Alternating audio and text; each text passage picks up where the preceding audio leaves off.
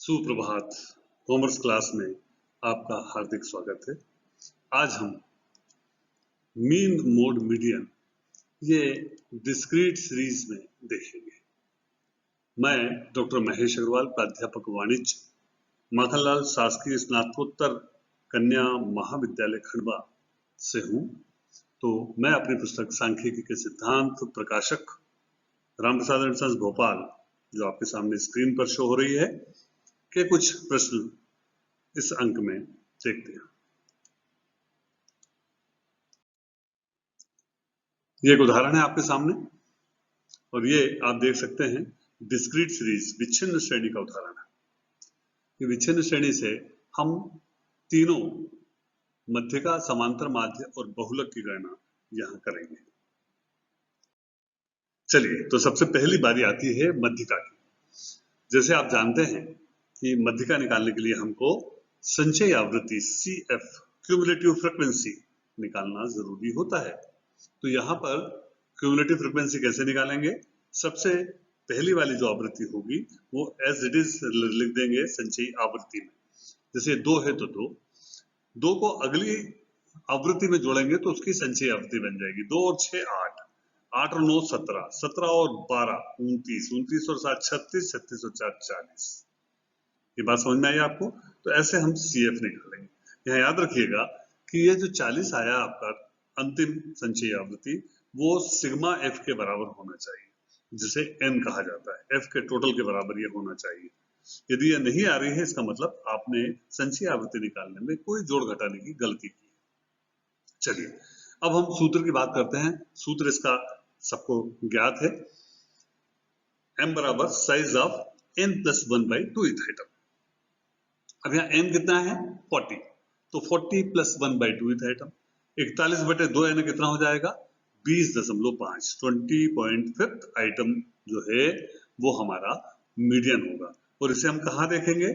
इसे हम देखेंगे CF में। CF सबसे पहले 29 के अंतर्गत 20.5 आता है। इसके बाद तो सब में आएगा। सबसे पहली बार जो यहाँ से राशि आई, जैसे 20.5 आई, तो 20.5 या उससे बड़ी जो पहली संचयी आवृत्ति होगी उसके सामने का पद मध्यिका होगा। तो ये पहली आवृत्ति है 29, तो 29 के सामने का पद आप देखिए 20 आ रहा है, अतः मध्यिका क्या होगा?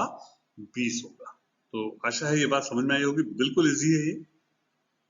चलिए आगे बढ़ते हैं। हम माध्यिकी और मोड की भी गणना कर लेते हैं। समांतर माध्य की गणना के लिए क्या जरूरत है? हमको F दिया है, पद जो है X है, तो F और X का गुणा करके Fx निकालेंगे, सिग्मा Fx निकालेंगे। चलिए, तो गुणा करें। 5 दूनी 10, 10 छंग 60, 15 नम 135, 20 12 दूनी 24, 240, 25 7 175 और 30 120। टोटल लगाया, टोटल इसका आया 740। अब यहाँ सूत्र क्या है? x बार बराबर सिग्मा Fx अपान सिग्मा F। यहाँ हमने एज्यूम्ड मीन नहीं लिया था। एज्यूम्ड मीन लेते तो dx निकलता और फिर सूत्र बन जाता x बार बराबर a + sigma F dx upon sigma F, या सिग्मा F के स्थान पर आप n भी लिख सकते हैं। सिग्मा F से Fx है आपका 740, सिग्मा F पे 40, भाग दे दीजिए, बराबर आ गया 18.5। तो आपका माध्य जो होगा इस प्रश्न में ये होगा 18.5। क्लियर?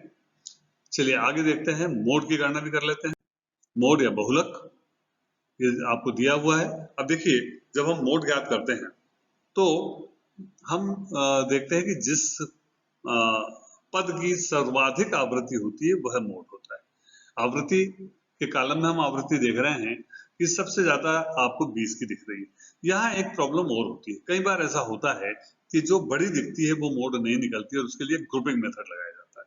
लेकिन मेरा आपसे अनुरोध है कि ग्रुपिंग मेथड तभी लगाएं जब बहुत आसपास में फिगर्स दिए। यदि आसपास में फिगर्स नहीं दिए, जैसे 9 से 3 का अंतर 12 का और 7 से 5 का अंतर 12 का, तो कुछ ज्यादा अंतर है।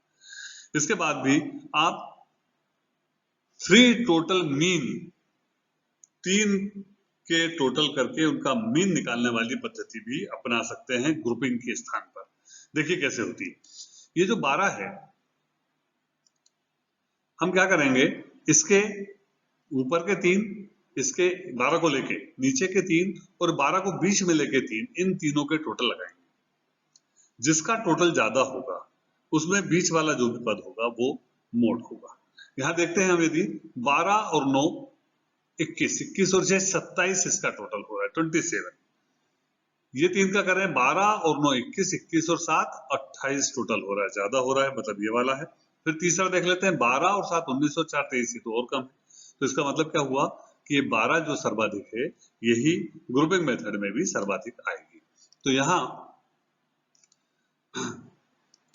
हम निरीक्षण से लिख सकते हैं, निरीक्षण से ज्ञात होता है कि सर्वाधिक आवृत्ति 12 है, जो किस पद की है, 20 की है। अतः बहुलक जो है ये 20 होगा। तो आशा है डिस्क्रीट सीरीज में कैसे हम मीन, मोड एंड मीडियन की गणना करते हैं ये आपको अच्छे से समझ में आया होगा।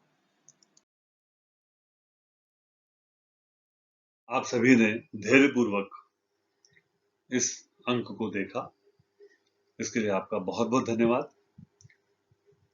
यदि आप स्टैटिस्टिक्स से संबंधित और भी कोई समस्या आपके पास आती है तो आप मुझे आपकी स्क्रीन पर जो शो हो रहा है ईमेल आईडी, उस पर आप मुझे मेल कर सकते हैं।